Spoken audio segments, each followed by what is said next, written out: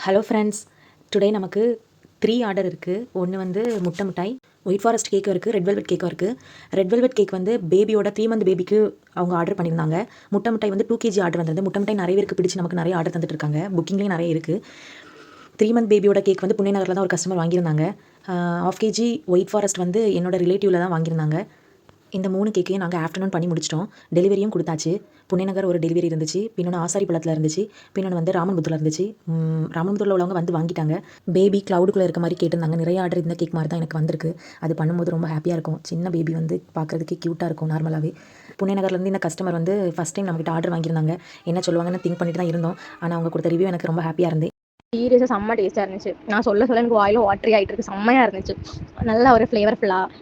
White forest வந்து மற்றபடி நான் வந்து வெளியே சாப்பிட்டா தெகட்டும். இது வந்து அந்த ஒரு ஃபீலிங்கே இல்லை. அப்படி சாப்பிட்டே இருக்கனால முட்டை மிட்டாய்க்கு நல்ல கமெண்ட் சொன்னாங்க. நல்லா சூப்பராக இருந்துச்சு அப்படின்னு சொன்னாங்க. செம்மையாக இருந்துச்சு. உங்களுக்கு ஏதாவது கேக் ஆர்டர்ஸ் வேணும்னா ஸ்க்ரீனில் தெரியிற நம்பருக்கு கான்டாக்ட் பண்ணுங்கள் ஃப்ரெண்ட்ஸ்.